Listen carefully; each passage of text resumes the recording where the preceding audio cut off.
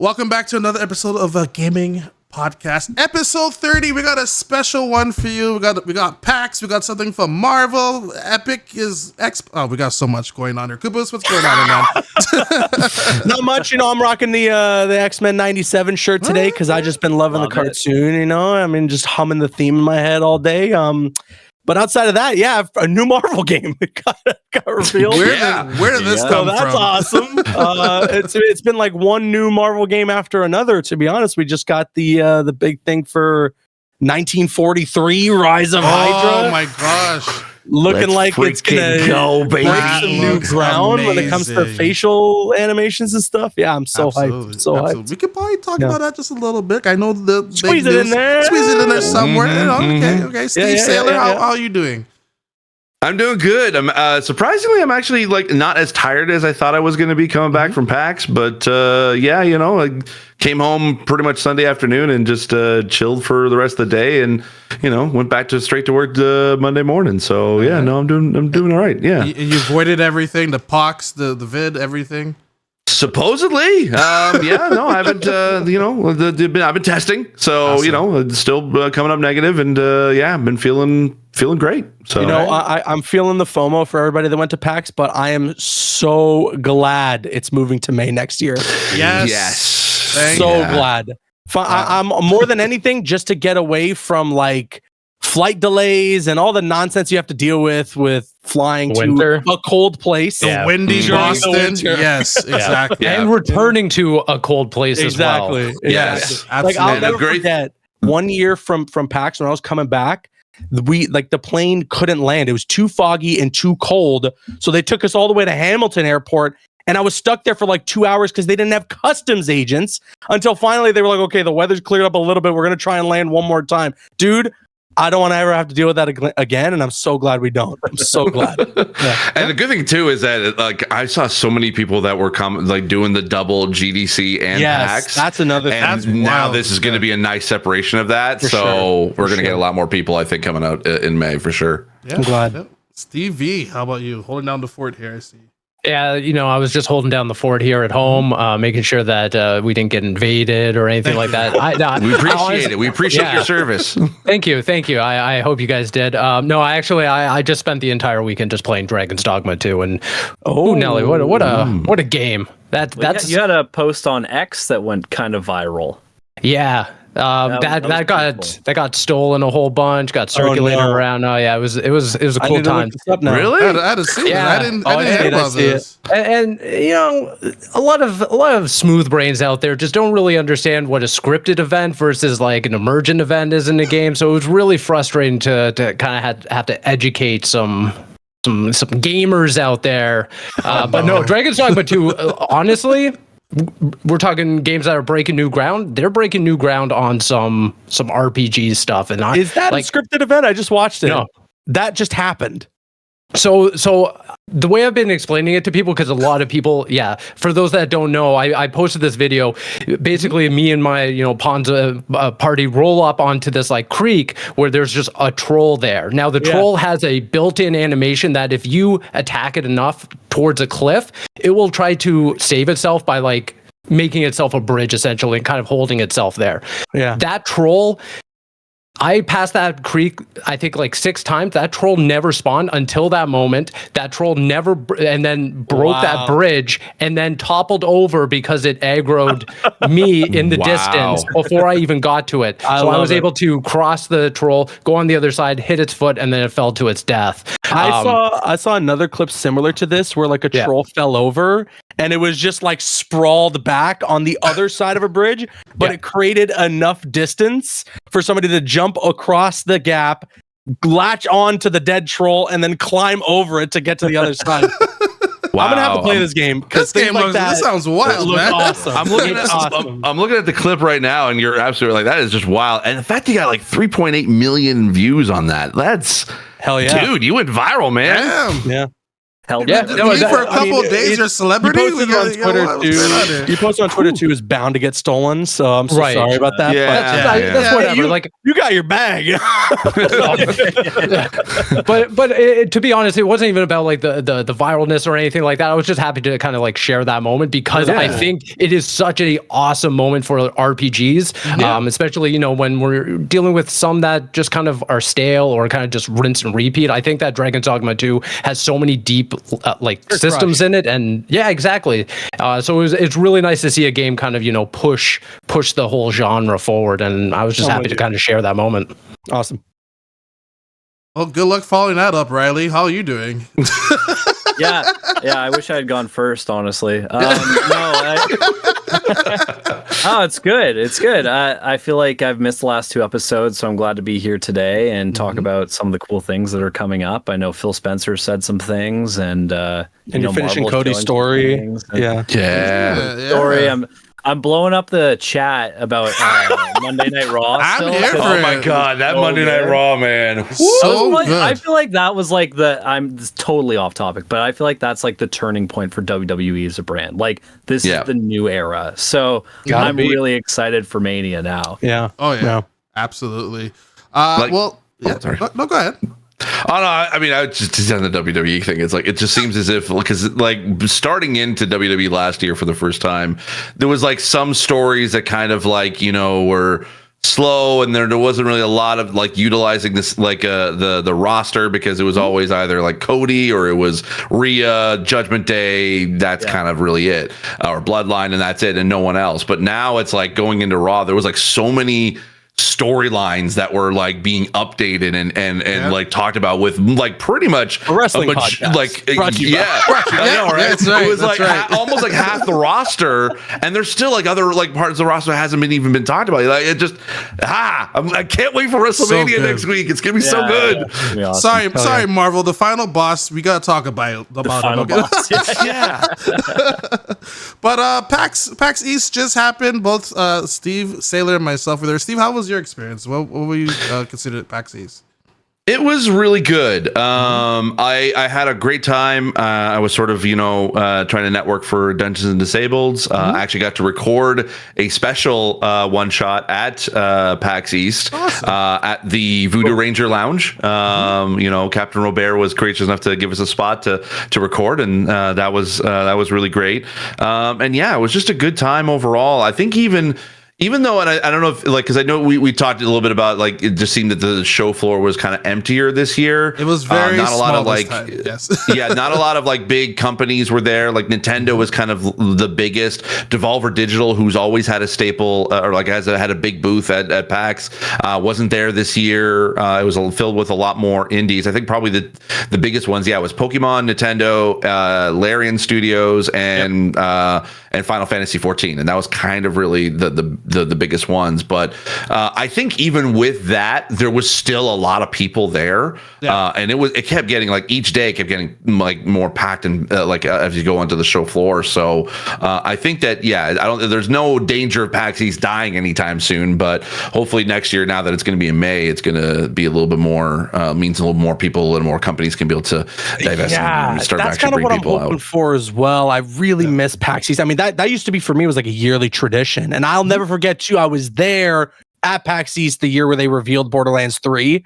Yeah, same. yeah, I was there too. I was there for that one. Such a great experience. I still have my the Psycho mask. You actually got the mask. I didn't even grab one. I didn't even get one. They didn't have any left. No. Yeah, and then no. Randy Pitchford afterwards, I ran into him. He signed like I got like some Tiny Tina card box thing. Oh, cool. Oh, nice. Because he was saying like, hey, if it's your birthday, let me know, please. Like I'll sign anything for you. It's a cool experience, and I do miss PAX. I missed out on it this year. But I'm definitely planning on going back next year. I think is one of my favorite trips, and I hope that it comes back to some form of its original glory. Because I used to remember. I mean, I found myself and many others found Dead by Daylight from PAX East. Like that. I remember that when they had a big booth showcasing the game. Yep. Yeah, and like people were like, "What the hell is this?" And I hope that we get more moments like that out of PAX because it's such a fun event every single year. Whether it's East or obviously now West. I don't know how many people go to PAX South. I've been to PAX South. It's very small. PAX South doesn't exist anymore. PAX South's no Oh, longer. it's done? It's been down a while ago. Yeah. In the States, it's only just PAX East, West, and Unplugged, which is their tabletop one. But I hope it returns to some form of. I mean, especially moving now into May, that's starting to become kind of like game reveal season. You know, like that's starting to become a packed time for like big new reveals. So maybe PAX East could become a new home for a new hub for people to go to see some new games. I do wonder like what that means for like Summer Game Fest, not E3 time, where everyone's vying for that time during June, and now PAX is kicking off in the beginning of May. Again? Isn't it ReedPop? It's ReedPop. It's ReedPop. Right? Yeah. They were hired to do E3. They were, and I think from what I heard through the grapevine, it was more ESA's ball that they dropped than ReedPop. 1000% it's the ESA. Well, ReedPop actively runs successful conventions, so it's not, probably not them. But I think as well, like I think May's a great time, especially as you were talking about, like we're going into like the June E3 season.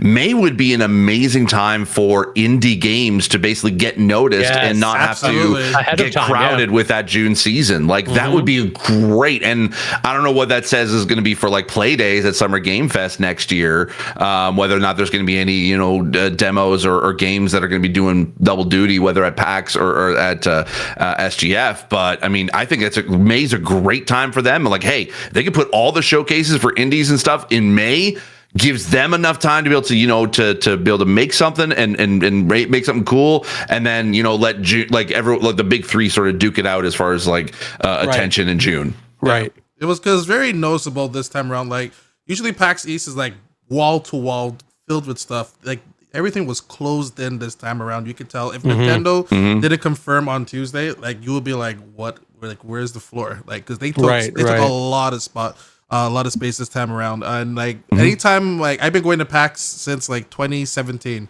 so like you could tell when they're not in conflict with another event, then like they kind of shine, and there's a lot more like previews, there's a lot more things to see on the floor, a lot more meetings around.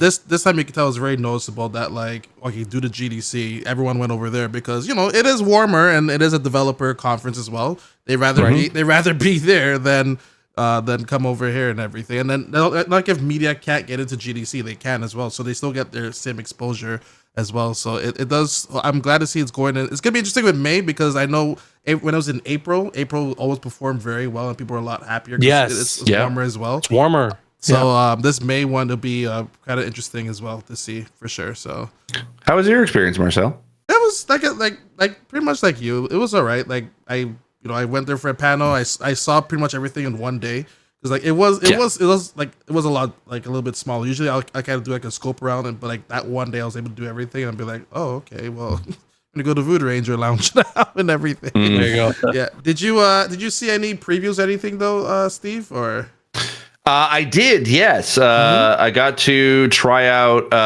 Killer Clowns from Outer Space. Nice. The new game from Ilphonic. Cool. I got to play as a clown. And it's, if you played Ilphonic games, like whether it's the Predator or Ghostbusters game, it's very much in that kind of like feel, but with the Killer Clowns from Outer Space, like 80s kind of camp, like fun with it. Because any early accessibility impressions? Not that I could be able to tell from what I was able to play. So not like I'd say it probably will have this roughly the same amount of kind of accessibility as at launch as they did for the previous games. But there might be potential for future updates. I did actually got to have an interview with the filmmakers who made the original movie. They were great. Like they're just like they're the kind of like this stereotypical like old guys from like who made like an indie movie in the 80s that had a cult following. Like they just have that kind of that filmmaker hippie kind of vibe, and it was kind of fun to chat with them about it. So I got to do that. I also got to try out Questmaster from Apogee Entertainment. That game is really good. Yeah, Really, really it's literally Super Mario Maker, but for Zelda dungeons. If you want to have create like a dungeon that's in the style of Link to the Past, that's what, like, you can create your own dungeons and share them, and people can be able to play them too. Like, I can't say more than that. There's a few embargo stuff that I can't talk about, but yeah, being able to play that, and, you know, get to tweet, like, they had like a few different dungeons you can check out, but yeah, it's gonna look, that's so far been my favorite of the of It was the whole it was packs. more like Four Swords and Mario Maker. There you go. Yeah. Oh, cool. Okay. Yeah. Because you got, did you play it with other people? Apparently I was too good and I was banned from playing from other people. So Okay. All right. Well, I was trying another game, and the person's like, I don't want to play with you. I'm like, I'll just watch that. I'm sorry for being good. Oh my goodness. You sound so humble, Marcel. I just watch it. Hey, I was Apparently thinking, I was too good. apparently, I don't know. Rumor has it. So, but no, it was that one. Like, yeah, I like that one a lot, and I'm can't wait to see more from them for sure. But you also met Ben Starr. Well, What are you talking about? Why did I forget that? I met him at the Game Awards. I met Matt Pat. finally got a picture with him this time. That's our one. And then Steve and I both met Major Nelson. Yes, that's cool. true. Nice. Yeah. Actually, funny enough, I met Major Nelson the very first time way back in 2007 when Xbox used to do their X whatever year number, like X07 events for the fans, and Major Nelson was there, but he remembered me from back then, from when I met when I talked to him a couple years ago. So yeah, we got to I got to hang out with Larry for a bit. That was pretty cool. And I met British Steve, because he literally says, I'm not popular Steve. I was like, what? I literally stuck my head up. I'm like, oh my God, he's not right. He can't hit Steve. It's been a running joke in the community, like in the accessibility community, that that there basically there's two of us, and that we've never been, you know, seen in the same room. I'll put a picture in the thing for you guys to be able to see. I've seen him. Guys, I put my picture. Together, so yeah, he wanted me what's to tweet. going on? He wanted me to tweet it out. And I was like, I'm just going to put it in It's just the a group. picture of you in a mirror. Yeah, you just flip I know. it. I don't understand. I tweeted out saying it was Photoshop. So, but yeah, no, we always get confused. Actually, someone commented and being like, I was right behind you, and then I was like, how often do they get confused? I'm like, all the time. I actually get confused for Chris too, which is funny. That's amazing. Yoshi P was also there as well to talk about Very more cool. Final Fantasy 16 stuff. I didn't physically go to it, but I did hear reports from other people, and then they eventually came out with it. But there is going to be a PC version. Surprise, surprise. Who knew when we first saw the PC version, when they first announced the game?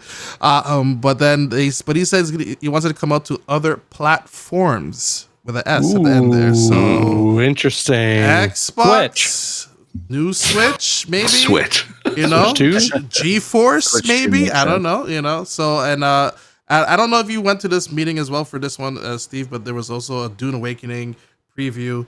Nice. There's no gameplay of. I mean, there's no gameplay. There's no nothing that we could play. It was just like video we watched and check out the features. Basically, it's. Let me see my notes here. I put down here. It's 9 times the size of Conan Exile. So if you ever played Conan before, it's 9 times the size of that. They have different servers leading up to like from 40 to 100 people, or some that's like 100 to like thousands of people in the social hub area. There are world events as well.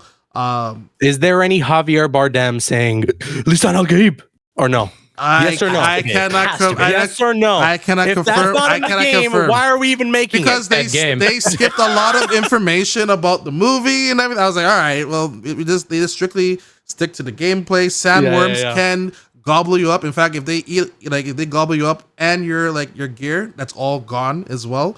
Gobble you up, huh? That's right. You know, a little popcorn bucket coming after you. Yeah. And then there's also sandstorms, which actually could reshape the map as well. They're looking into, and if you just like, I'm gonna put my house because like this is my safe haven. There's no way the worm could eat up my house. Oh no, they'll eat up your house too. Like make sure you put your house in a safe area as well, because they'll just like, That's cool. Why'd you put it in the open and everything? So Yeah. more information about that should be out there right now. And it looks pretty interesting. If you like Conan, you'll definitely like this as well. If you want to be in this universe, it's a lot. The graphic is a lot cleaner than like how Conan looks, and you can't do as much customization as Conan. That's a little for all those people who. I know what you're referring to. Yep. I don't, but I kind of have an idea kind of how that was delivered. Different time. Oh, after seeing Dune Part 2, though, I immediately got out of the theater. I was like, I need a game set in this universe. It is such a shame that WB isn't like going full throttle on some sort of like AAA. Well, Steve, you're in luck. You can be Timothy in Warzone right now. That is true. Oh, that is true. Yeah. There you go. His son Al Gaib, and Austin Butler, I think they're both. Yeah, he's so bald in Warzone. Oh, extremely. Does he have an Elvis accent in the game too? I don't know. I would hope so. Boost, take us away for our next topic, my man. Oh boy. Well, I mean, off the heels of another Marvel game getting revealed at the GDC of all places, which usually isn't home for like big reveals of any kind. I mean, we got obviously 1943 Rise of Hydra looks incredible. The fidelity visually, like it's one of the best games I've ever seen. Obviously utilizing the tech of Unreal Engine 5, but how fast did you make that reaction, by the way? Because it seemed like very fast. You were like, you're like, everyone get out of the way right now. I saw Khalif of Spawn on Me tweeted out like a cam thing, and I was like, okay, wait. I don't know if I want to watch this because this is going to be released online. And then also, is this like a leak? Like, what's happening here? And then I go through the Unreal live stream, and like, there it is. There's a new trailer, a release window, all this stuff for that new Marvel game. But okay, a week later, Marvel teases like, hey, something's coming, or like we got like a new reveal coming tomorrow. And it's like Marvel's Overwatch. Like, this is awesome. This is awesome. Listen, I don't know the history of NetEase games outside of that. I know that they've done like a couple mobile games, specifically I think some Marvel mobile games. This don't look like that though. This looks pretty legit. I know that there were some rumblings about this, and people were already kind of coming to their own conclusions or having their own opinions already. I don't know what you guys think, but that trailer thoroughly blew me away, and just off premise alone, like I'm super in. Free to play hero, like PvP third person shooter with Marvel characters, and they're all like anime inspired in terms of their designs. Like, I feel like this has got to hit a major like wide audience. No, I think it has the opportunity to. I mean, I think just purely based on the licensing alone, yes. Yeah, people are going to be jumping on this just to at least try it out in some form or another. But yeah, as soon as you throw in NetEase and free to play, that's where I'm like, red flags, like alarm bells start going off, where I'm like, oh boy, this... I need way more information in terms of like loot boxes, microtransactions, we're getting all that. I'm positive. But skins and I mean, it's Marvel, right? Like the amount of like, costumes and all of course you can get into. Yeah, and I think you brought up the animation style, the gameplay. I think just on paper, all of that looks pretty cool. I think some of the character models look a little maybe too weird, in my opinion. Like, I think Rocket looks a little too like not Rocket, at least contemporarily. Some of them are a bit exaggerated. Yeah. But then you also have like Doctor Strange there and Iron Man, and both of them look really good, in my opinion. And I think maybe one of the things that lacked for me was just showing like iconic arenas to play in. I know that they showed Asgard in some fashion with destructible environments and stuff. I was like, that's cool. But what about New York? What about Wakanda or something like that? So I have a lot of questions going into this, but beyond that, it's just NetEase and their history. I'm like, oof. You guys had Diablo Immortal, and then you screwed it all up. Like, you screwed up Diablo Immortal. What's the history there? Well, the gameplay is super solid, but the microtransactions are just abysmal to the point where it's egregiously, a money bag kind of situation. So if we're looking at this as Marvel's Overwatch, right? Yeah. do you think if they're just gonna if they just take that monetization model, if they take pretty much everything that they did with Overwatch, but now it's Marvel, do you think that'll work, or do you think that'll still be maybe it's just the wrong time for something like this? I think cost wise, definitely looking at what a loot box or a skin could cost, that will definitely have to be analyzed. But yeah, I think as long as it's not egregious, or as long as it's not pay to win or some sort of predatory thing, because again, you have to remember this is Marvel, so there's going to be a younger audience jumping into this. As long as there's not some sort of pre-roll or quote unquote gambling mechanic in there, I think you're fine. But again, I'm just very skeptical, and I need to know more information before I'm all in. Yeah, I'm with you. I get where you're coming from, especially from the microtransactions angle. And it's free to play. It's a Marvel game. And they gotta make money, right? They gotta hold that license. Not even to mention too, if we're not even factoring in what you're talking about with Diablo Immortal, this and that and the other. It's NetEase, right? They're a mobile, they make mobile games. Yeah, and mobile games are, they are packed with some, even honestly, some very predatory microtransactions. So yeah, I think that we're gonna see some stuff that's gonna be a little egregious. I think there's gonna be some skins and some loot boxes and things like that may be way overpriced. But I just hope that when it comes to gameplay and when it comes to as well just NetEase backing this, if they're gonna make sure it's balanced, continue to update it, add in new characters to the roster, new maps, maybe even new game modes, that sort of thing. I feel like that'll be really, really important for the future of this game and for it to even have a future, because can be a massive game. Because again, like you said, on paper, if I were to just say Marvel's Overwatch, that would that turns a lot of heads, that gets a lot of people excited, I imagine.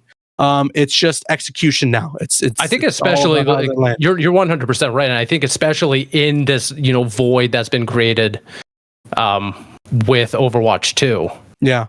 Yeah. Right. Overwatch 2 is it's been on ice, on thin ice for a lot of the community. So this could be the game that kind of swoops those people up and brings them into something fresh, something new. I'm also wondering, what they could do potentially here with esports. Again, it all depends on how balanced we're looking at this game will be from a PvP standpoint. Is there going to be any PvE mode of any sort? Is there going to be anything story related? Because again, this is Marvel, so there's certainly an audience there that may not be down for PvP action, but just wants kind of the lore and the story, considering the characters that are involved. All of this has me very interested. I'm it's piqued my interest. My eyes are peeled for more information. I'm signed up for that closed alpha in May. That's for sure. I'm very hyped to hopefully get my hands on this. As long as the game doesn't basically is pay to win. If it gets into that's when I'm I'm out. But I'm okay with even the microtransactions of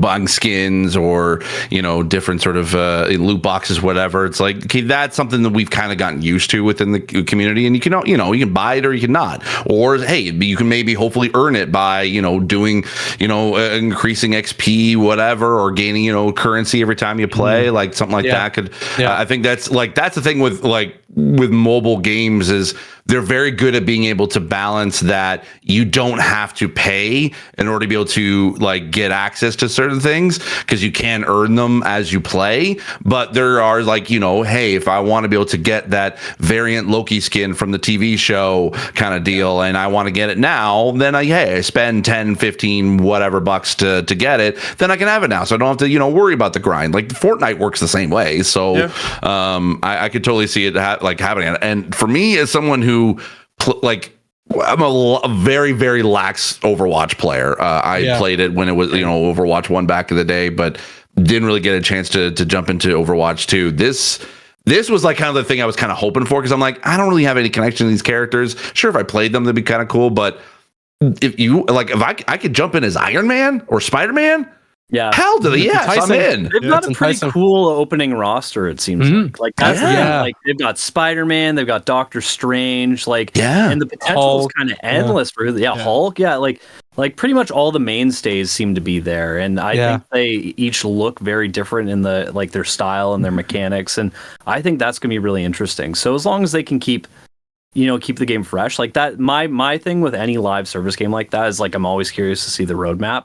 Yeah. I wonder if all those characters will be available day one or what the plan is, but I am really intrigued from the get-go. Like do think it's a good idea. There's also some interesting new ideas. Obviously, unlike Overwatch, it is a third-person shooter. But beyond that, like they got this really cool system I saw in the trailer where there's like team-up attacks, right? So like Hulk can team up with Iron Man, and then Iron Man does like an enhanced like unibeam with now like gamma radiation attached to it or something, which is really cool. Or like obviously Rocket and Groot are two separate playable characters, but as Rocket, you can hop onto Groot's shoulder and team up with him in that way. Things like that are really cool. Destructible environments also, I don't know if you guys noticed, it's pretty sweet. And I was just wondering with the team up, if it's just like Rocket and Groot, does it have to be like sitting characters together? Right. Or I think that it has to be characters that make sense to synergize with one another. I mean, based on what they showed in the trailer, maybe it's going to be different when we actually like play the game.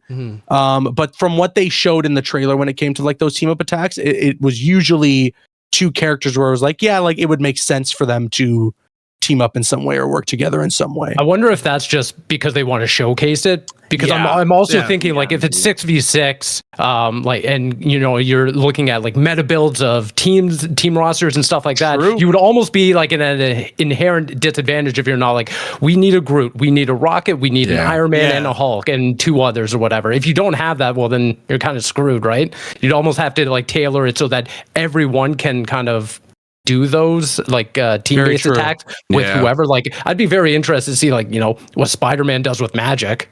That'd be sick. Yeah. If there's team up attacks that work with pretty much anyone, that could be very interesting. And like you said, I think it adds more to like the variety of characters that you'll see, because otherwise it'll just turn into like, well, you got to have Hulk and Iron Man because they have a team up attack. Overall, like I'm hyped. I'm looking forward to it. I agree with you, Steve, in that the microtransactions that's going to be kind of it's going to be big, or it's going to be almost a make or break really for the game. But if we're looking at it at face value, just off this trailer alone, really well presented. Love the visual style. The anime Galactus is cool, and the roster looks pretty sweet. They even like tease. I don't know if it's DLC characters or if it's just more characters that they're just not showing gameplay for. But like towards the end, I'm seeing Magneto, Storm, Guardians of the Galaxy, like Star-Lord, Mantis, Punisher looking very weird. But Scarlet Witch, like really. They're pulling some cool characters from Marvel lore here, and I think they've got like a good, solid base roster, if those are the base members of the roster so far. And considering it's Marvel, man, they have like Pandora's box when it comes to DLC and seasons and new characters that they wanted to add in the future. So again, if they back this right, if they support it right, and it's balanced well, and the community gets behind it, this has a ton of potential. Can I just say, I am loving the fact that Marvel is working with so many different studios, and we're getting so many different Marvel game properties and widely different sort of types of games. I mean, we're getting like an action adventure from Amy Hennig. Like that's just mind blowing. Even on that alone, we have like a award-winning, a top-selling game on PlayStation with Spider-Man. I think I would even say people like really enjoyed Midnight Suns, and we had that. Guardians was great. Like, sure, really great Avengers live didn't service really hit. game. Well, I mean, hey, here's the thing. Avengers, I liked it. It didn't I'm hit. an apologist.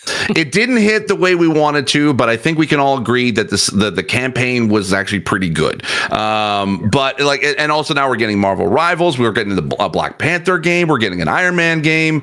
Like we're sitting good. A Marvel Snap, that too. Like I'm loving how open Disney seems to be with their properties as of late, of like, hey, who wants to play in our sandbox? And I just think that's cool, man. Well, I find it funny because I feel like Disney had like the tools to make their own AAA games like 10 years ago, and then they just like threw them away. Yeah. And now they're like, now they're spending like $1 billion on Epic Games to build their own like Disney World and stuff like that. So I find it kind of funny that they've kind of come back to this industry that they more or less just abandoned.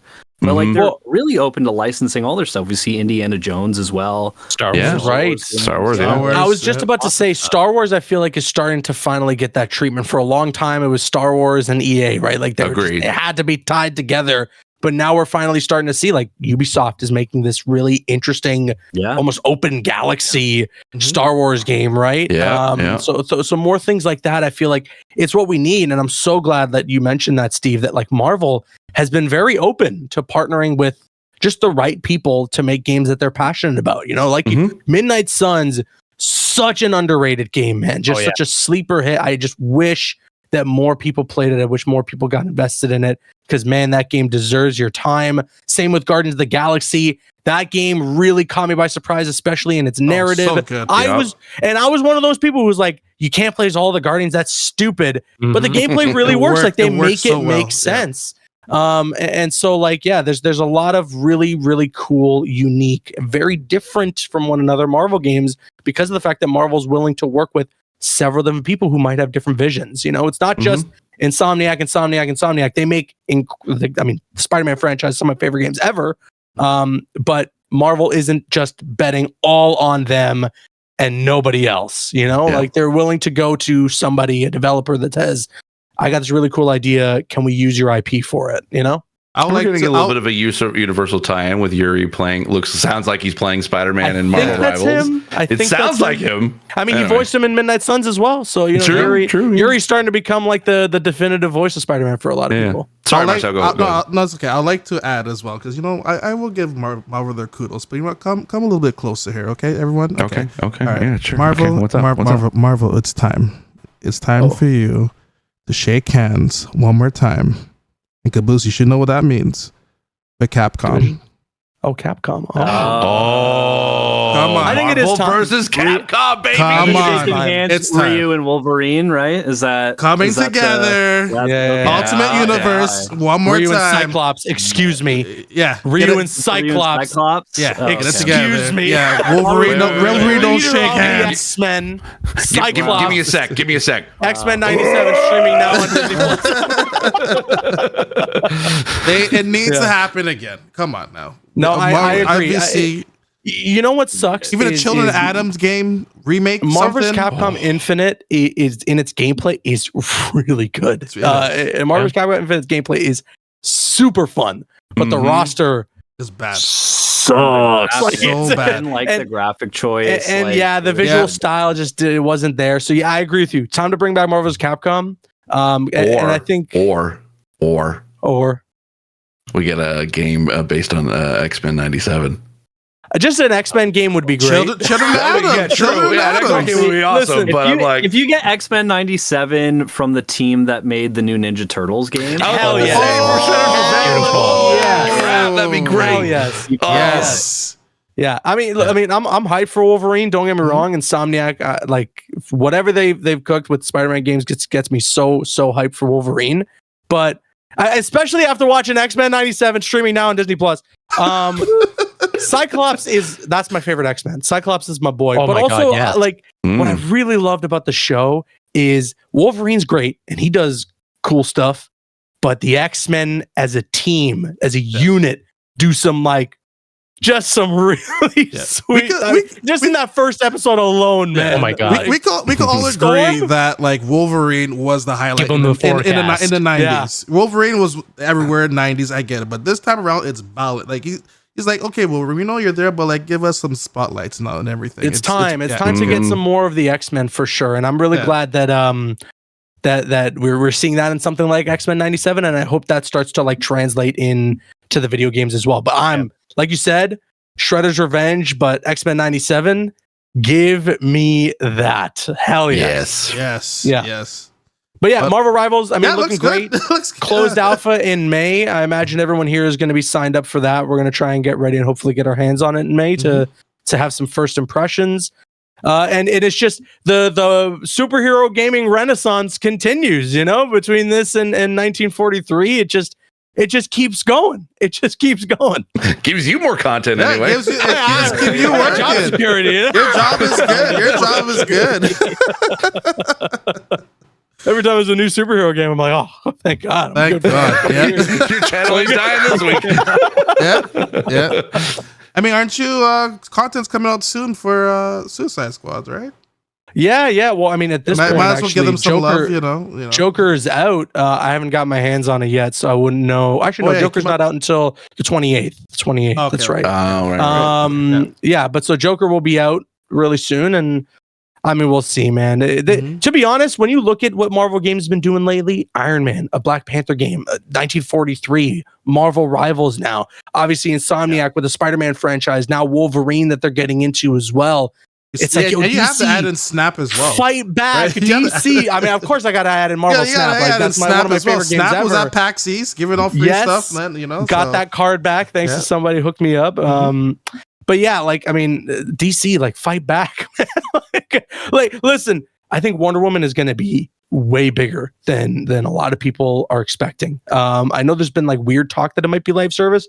Apparently, WB has debunked that. That's not going to be the case. From the guys that brought you like Shadow of Mordor, Shadow of War, working on Wonder Woman with the Nemesis system and open world, like, dude, that game has so much potential. I hope that they land on their 2 feet, because man, oh man, it could be one of the best superhero games ever. Honestly, like, I fell in love with those the Shadow of Mordor series just because of that Nemesis system, as many people here are. And I mean, for as unfortunate as it is, WB obviously were like, we've got gold on our hands here. We need to patent this right away. It sucks that they've kind of like, you know, put behind bars such a like cool and unique system like that other games could have totally implemented. But hey, if you're gonna patent it, put it to good use in something like Wonder Woman, man. You got the whole DC universe, the catalog of insane, incredible villains to choose from now. Let's like, come on, crank that up to 11 now. It would definitely give. Sorry, go ahead, Steve. No, Steve, go ahead. I knew this day would happen.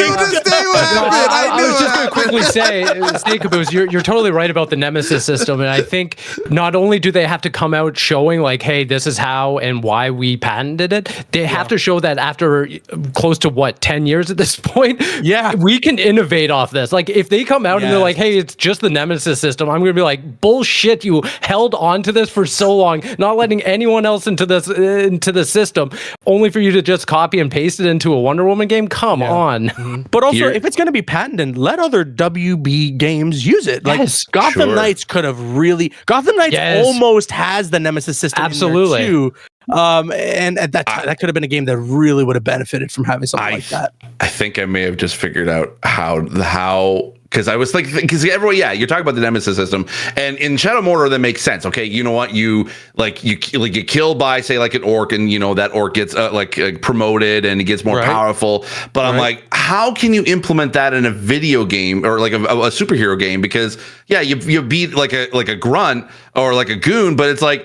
But they don't like get promoted or per se. They don't get really stronger. But I think I just figured out how they can use a Nemesis system. What if this changes the entire way how boss battles happen in superhero games? Okay. Imagine so imagine Wonder Woman. Cheetah is like the kind of the main villain of this. Right. Imagine you fight her at the beginning of the game and you lose. She gets stronger. And you basically keep fighting her throughout the entire game. She keeps getting stronger and stronger. So instead of like, you know, multiple different like little mini bosses along the way to get up to the final boss of finally beat, like, you know, you get up to Cheetah and then it's like, okay, now you're fighting the final boss. But now it's like you've been fighting her throughout the entire game. And now she's at her most powerful and you're also at your most powerful. Yeah. Imagine like, because that would literally change how every superhero game, you know, gets made from here on out. If basically because you know, like you could beat them or whatever, but they also still get powerful as they go. Like I don't know. I think that could be a really, really cool way to implement it. I mean, there's so much that they can do with the game as well. When you look to it, like Shadow of War, Shadow of Mordor, like what they do with like the NPCs and how you really sometimes when you're invading like a base, it feels like war. You know, it feels like so grand. Yeah.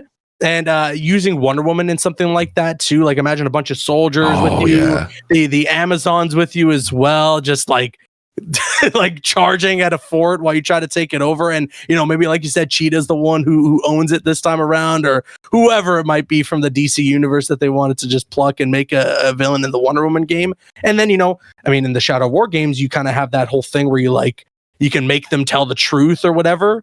Like lasso truth, right? Like it fits so perfectly within the game. And so again, like Monolith was just like this. It was like finding that last piece for the puzzle that you were looking for. That was just somewhere on the ground. You didn't find it. Oh, there we go. I've completed the puzzle piece, or I've completed the puzzle now with this last piece, and that piece for me is Monolith. Yeah. Riley, what is going on with Epic Games? It might be coming to Xbox. What's happening here?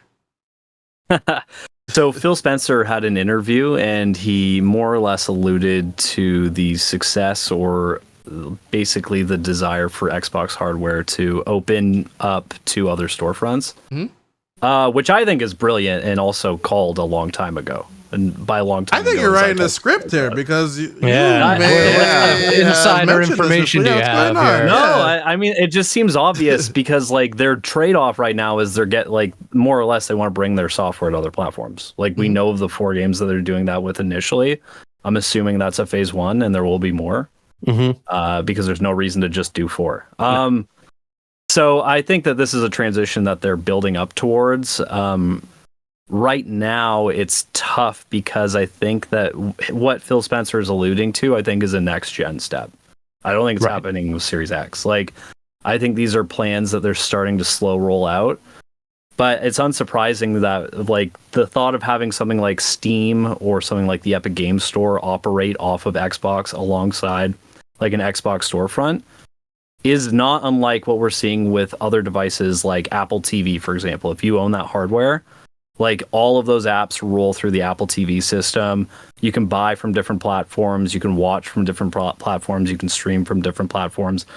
So like when you look at like entertainment, generally speaking, like the gaming industry is the only medium that goes against the grain of everything else being accessible, that these sorts of transitions make the most sense. So if you're not buying an Xbox to play Halo because Halo's on PlayStation, Halo's on Switch, you can buy it because you can run everything. Like it has your Steam library, it has your Epic Game library, has your Xbox library. It's all there. You know, you can play Spider-Man 2 on Xbox, as Steve McMurray pointed out. Yeah. I mean, it's the reason why that I love my Asus ROG Ally more than I do, like, say, my Steam Deck, because I can install all my game libraries on one device. I can play Xbox games, I can play Ubisoft games, I can play Steam games on it, and you know, the experience is relatively, pretty seamless.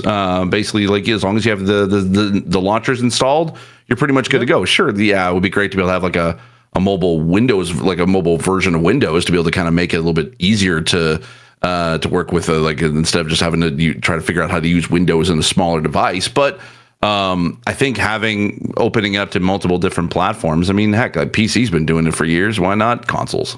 Well, I think what's so interesting, what we're seeing right now, is kind of what we saw in the mobile space.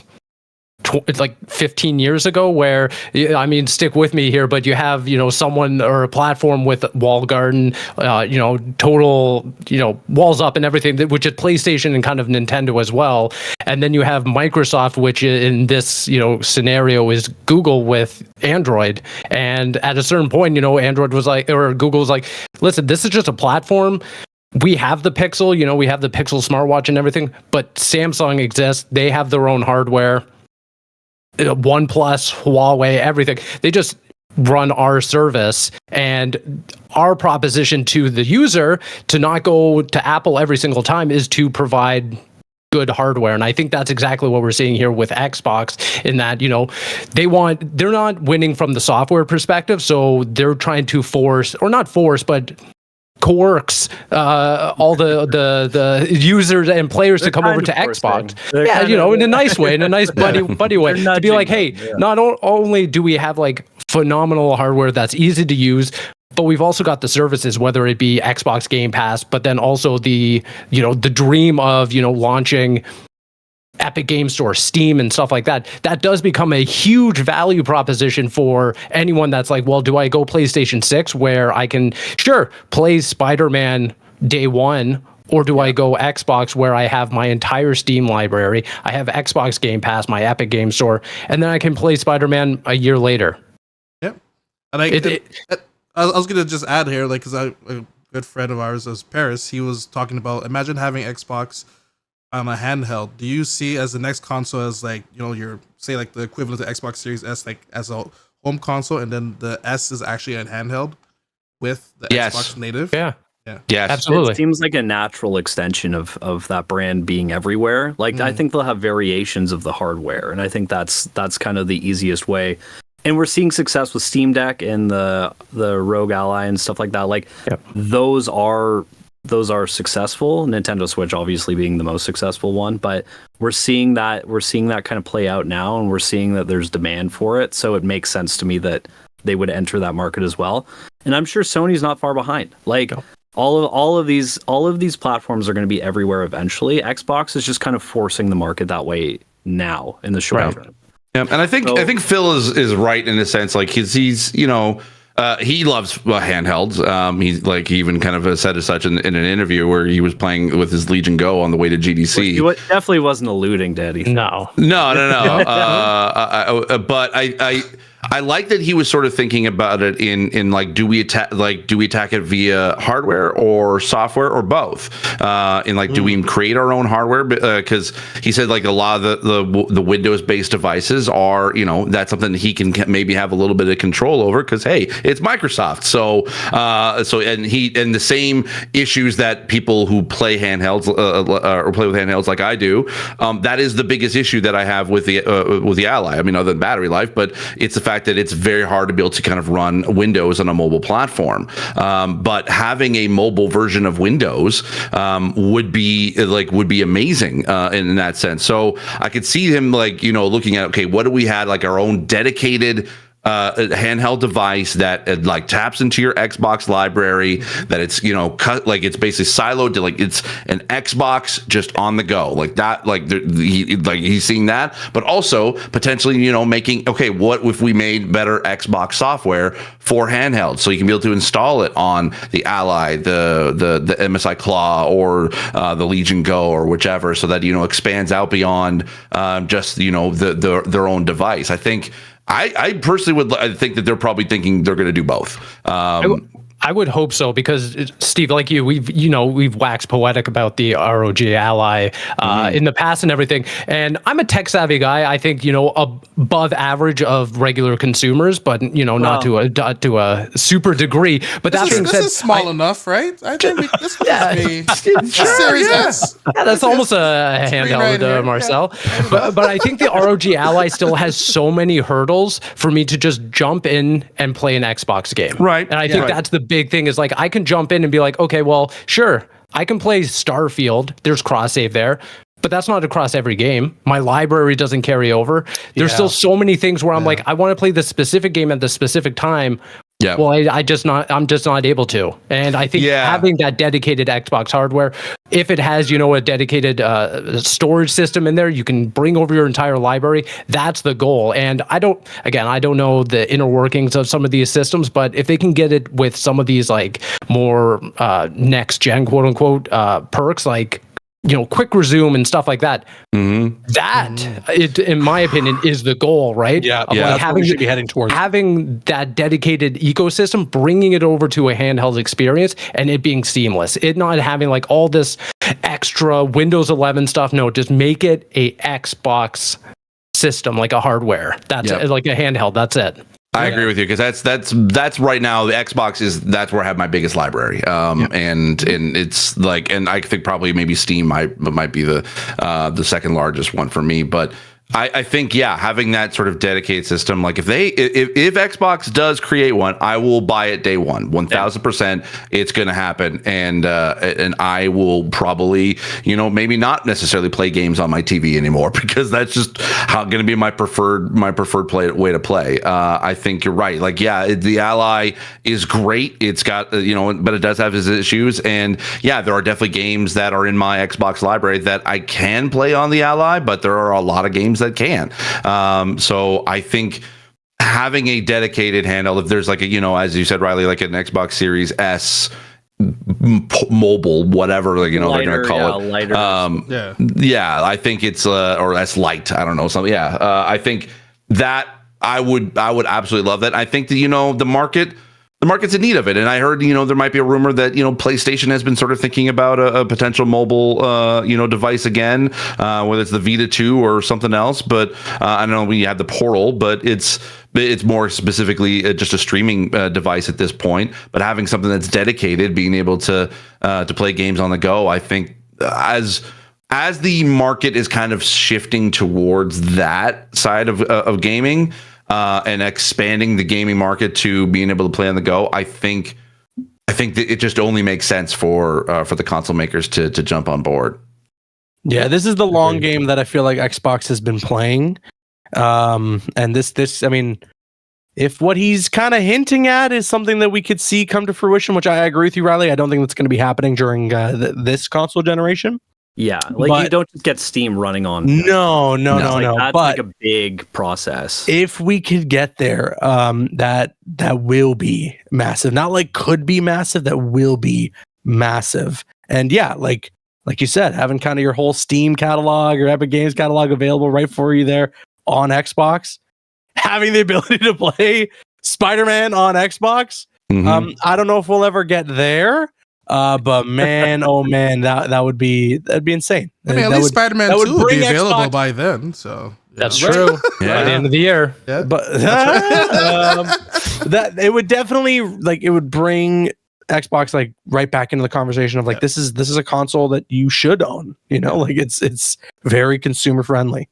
I think the other thing to consider is that for so long leading up to this, Xbox has been double downing on, cloud gaming. And that was their kind of transition into, you can just stream your games on your phone, get a backbone, get a Kishi or whatever, and that'll suffice. And I think now we've gotten to a point where the market has spoken so much so that even, people with high-end internet connections in North America and, other markets around the world are like, we're still not even that we're not ready for it. We just don't really want it. And I think that speaks to, Xbox and even PlayStation.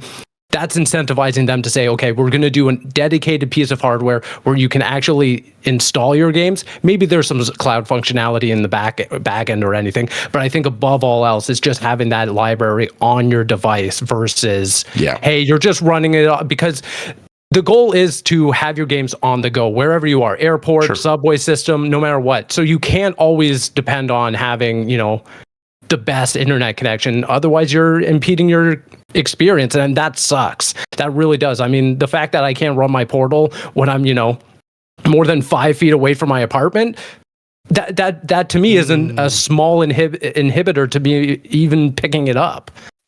Right, but I think having the ability to be able to do both, basically downloading your library, but then also, hey, you hear about a game at, say like PAX, and you're like, I want to give it a try, and you just open up, and it's on Game Pass, and you open up Game Pass on cloud, and start playing. I'm like, oh, this is actually pretty great. You already have you play a little bit, you have a save, then you download the game for later, and then that save still continues forward. I think that's kind of the 1-2 punch that Xbox can really capitalize on of being able and you're right, it's basically expanding that Xbox Anywhere they that they've been trying to be able to push. So imagine this for people don't even know, Steam had a whole PAX demo, in case you can go to if you couldn't go to PAX, they had the demos to try out and everything. You have this Xbox handheld, they're like, instead of waiting in line, just download it yourself. Oh, okay, you're right. Let me just try this game out and everything, so it's gonna be actually, Marcel, did you see a lot of people having handhelds at PAX? Not this time around, no. Surprisingly. Yeah, I didn't see that huge amount. 3DS Street Pass going on. No Street Pass. Definitely not. Well, there was some folks rocking around with 3DSs because there was a panel on the DS, but that's the whole Pokemon crawl that goes on every year. So that's true. Yeah. But no, surprisingly, I didn't even see many Switches or anything. No, it was just. I think it probably maybe just because people just kept in the hotels because it was too cold. Yeah, exactly. It was way too cold at PAX. Cold, rainy. It was everything. Yeah. Caboose, what have you been? What's going on for the rest of the week, my man? I guess now I'm just waiting for the Joker to drop in Suicide Squad. There's going to be Twitch drops as well, so I'm definitely going to be streaming on the 28th. Nice. You can check that out, twitch.tv/caboose. But outside of that, just getting hyped for Marvel Rivals. Looking forward to that closed alpha in May, and then looking forward to whatever else is going to hold for superhero games for the rest of the year. I'm still holding out hope for Spider-Man 2 DLC. You know, I mean, there's a lot of talks that maybe we're going to be getting the showcase again in May for PlayStation, and I'm hoping that that's going to be another big blowout of information for things to come. That's the first PC party version I heard, right? So yeah, that's one Not this year. Not this year. We'll see. We'll see We about will. that. We will. Yeah. But outside of that, yeah, just doing my thing. You know, still hanging around. I'm looking forward to some more superhero games. You can check me out youtube.com/Caboose, Twitter and Instagram @CabooseEK. All right, absolutely. Steve Saylor. I'm just plugging away at trying to be able to get Dungeons and Disabled out the door. Launches first episode is going to be streamed live next Wednesday, April 3rd. I'll be streaming it on my channel. We'll be doing like a fun pre-show, and then we're going to be playing the episode, and then we'll have like a little bit of an after show with hopefully some members of the cast that'll be joining. And so I've just been in editing mode, just trying to be able to get that first episode ready to go. So I'm excited. But also this week, I don't know what I'm going to be talking about on the Gaming Insight podcast. Oh, actually, wait, no, I do know. I'll be having my interview with. I forgot. I have my interview with the guys from Killer Clowns from Outer Space. So Nice. going up That's on, cool. on the podcast this week. By the way, shout outs to Steve Saylor. Thanks for having me on last week for Heck yeah! Gaming Insight. There We you talked go. about PS5 Pro. We did. There you go. Awesome. Steve V. Holding Canada. I have down no still, idea. or- I don't know. Maybe more Dragon's Dogma. There's also that really weird looking South Park game. I'm tempted to try out. Yeah. Snow Day. Snow It looks Day. so unhinged that I'm like, I have to try this out. But I don't know. Do you like Hades? Out of curiosity, you love Hades, or I've tried. Okay. I don't know if you're gonna compare this game to Hades, but no. There's a reason why I'm bringing this up. No, but Okay, no, this is nowhere Go near. I don't love it as much as everyone else does, but I enjoy it. Okay, Yeah. there's a game you might want to check out called Sworn, and it's like Hades, but with multiplayer. You can play with your friends as well. So it's exactly like Hades, same style. It Cool. kind of looks like Hades as well. It's just with your friends and everything. So there's that's available to test out right now. So maybe I'm so thrown off because I thought this was leading into something with South Park that I'm like, no, nothing at all. I'm just trying to make you not play that game. I'm Oh, cool. Okay, got it. Cool. Thanks. Riley, how about yourself? Instead of writing the script and more wrestling posts, what else you got for us? Yeah, more wrestling posts ahead. Stay tuned for those. No, not much. Like work's been good. Now that GDC's over and PAX is over, like there's not a ton of news yet. So I think we're kind of entering a calm before the storm. Although I do hope Phil Spencer keeps talking because I find that fascinating. He loves It's good. It's good He for the loves to podcast. talk. Yeah, Yeah, exactly. Yeah. Please Yeah. just keep talking. Just come on the show, Phil. Just talk with us if you want. Let's do that. But I finished Final Fantasy VII Remake, so I think I'm gonna start Rebirth. So Hell yeah. I loved it. I thought it was Do you do the Yuffie DLC? Yeah, I haven't yet. No, I'm going to do that. I got to do that. It's like 4 hours long if you just listen to the story, I think. So I'll definitely do that and then hop into Rebirth. But Yeah, I gotta go back to Rebirth. I got like halfway through, got distracted with a whole bunch of game reviews, but what a great game. Ronin What an came out. Yeah. Dragon's Dogma. It's been crazy busy. MLB The Show was another one. Oh, We don't stop. good, so good. MLB The Show. It's a lot of fun. Loving it.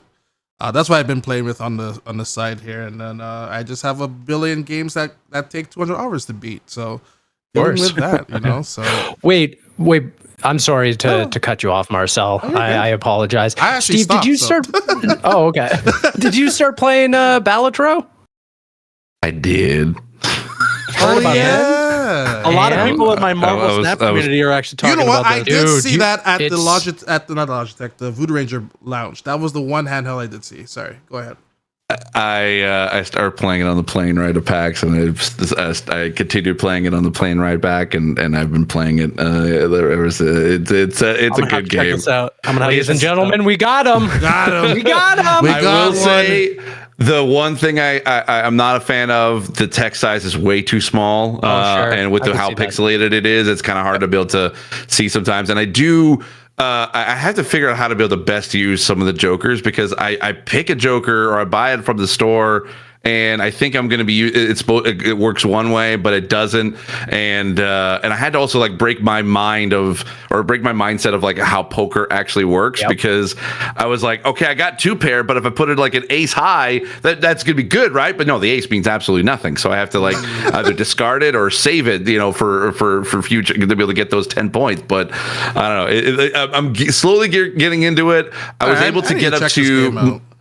I was what? Sorry, I said I need to check this game out. I was saying, oh yeah. I think the furthest I got was up to the second boss. I guess the ante, yeah. The ante, yeah. So I was that's as far as I got before I lost. But honestly, it took me a while to get the full 8 runs, but when you do, oh, it's a sweet rush. I'm looking forward to trying to do it. But I've been playing on my Switch, and so it's been fun, and I'm afraid I'm gonna get addicted to it. It's join the club. Oh boy, Boost Marcel, you guys got to check it out. This game. I'm already addicted to one card game, man.